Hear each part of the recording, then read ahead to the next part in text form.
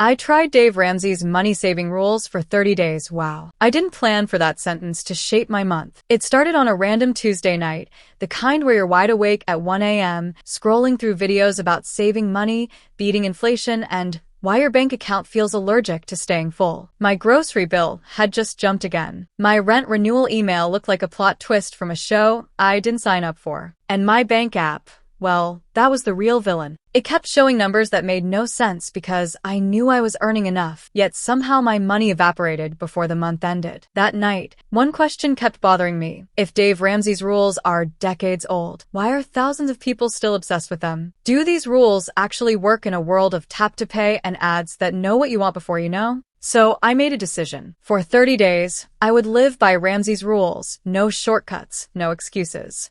I expected boredom. I expected frustration. I did not expect what happened next. Before this experiment, I only knew Dave Ramsey as the envelope guy and the voice people quote when talking about debt. But his story is bigger than budgeting tips. He went bankrupt in his 20s, rebuilt his life from scratch, and then started teaching others what he wished someone had taught him. His ideas spread long before social media, through radio shows, small workshops, and word of mouth. What surprised me most is how psychological his system is. It isn't fancy. It isn't high-tech. It's built around human behavior, discipline, habits, and the way we react to money stress. Back then, envelopes made spending visible. Today, we live in a digital world where money feels invisible, almost imaginary. Tap, swipe, auto-renew. It's easier than ever to lose track. Yet this is exactly why Ramsey's old-school approach feels strangely modern. It forces your brain to wake up, notice, and choose. And during my 30 days, I discovered something unexpected. One of Ramsey's simplest rules didn't just survive the digital age. It works even better now. But I'll save that reveal for later. Why I decided to try the 30-day experiment. I didn't wake up one day wanting to transform my finances. Honestly, I just got tired of feeling confused by my own money. Every month had the same pattern. I'd start strong, spend normally, then suddenly realize I had no idea where everything went. But the moment that pushed me over the edge was embarrassingly small. I was paying for groceries, and my card didn't go through on the first swipe. It worked on the second try, but the look from the cashier stung more than it should have. That night, I checked my bank statements and found charges I didn't even remember. Little digital leaks everywhere. So I challenged myself. 30 days. Dave Ramsey's rules. No excuses. If his system was as life-changing as people online insisted, I wanted to see it for myself. I didn't start with all of Dave Ramsey's rules at once.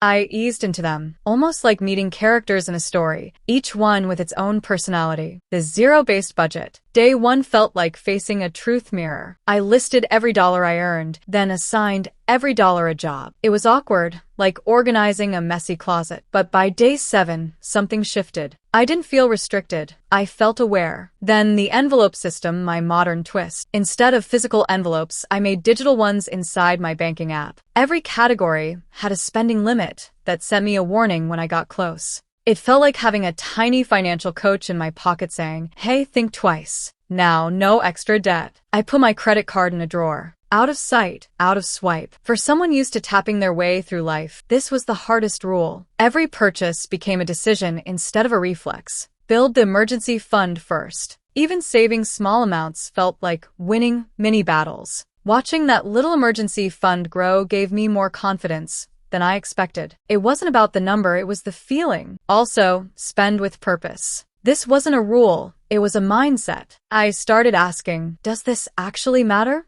And slowly, life began to feel less chaotic and more intentional. Week 1, the shock. The first week was a reality check. I realized I was paying for multiple subscriptions I barely used. I almost bought a kitchen gadget I didn't need, triggered by a targeted ad. My spending habits weren't bad. They were unconscious. By day 7, the discomfort turned into relief. At least I knew where the leak was.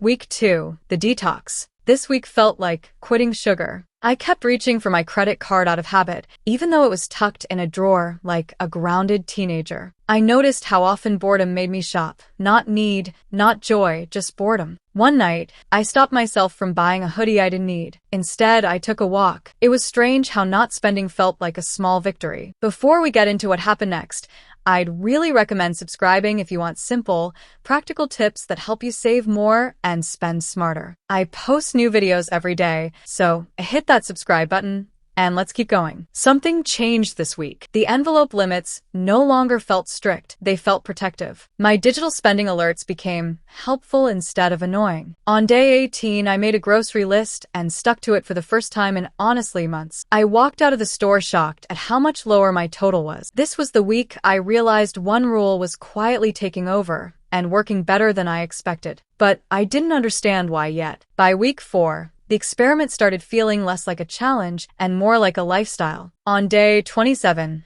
I checked my emergency fund and smiled. On day 29, I paid a bill early, something I'd never done before. By day 30, I didn't feel stressed. I felt in control. Here's the part that surprised me most. The rule that worked better than anything else, the one that changed my habits without forcing me to become a different person, was the envelope system. I expected this rule to feel outdated, like something from a 1990s finance workshop. But in today's world of tap-to-pay and one-click shopping, the digital version of envelopes was almost powerful. Every time I got close to my limit for food, entertainment, or shopping, my banking app sent me a gentle nudge. Not judgmental, not harsh, just a reminder that made me pause long enough to ask, do I really want this? And that tiny pause, it changed everything. I stopped buying things just because they were on sale. I became more intentional. And for the first time in a long time, I felt my money stretching instead of shrinking. The biggest shock was how much I saved without feeling deprived. My grocery spending dropped. My impulse buys nearly vanished. Even my weekend activities became more meaningful because I was choosing them, not drifting into them. It turns out Ramsey's most old-school rule became even stronger in a digital world. It made invisible spending visible again. And once I could see my money clearly,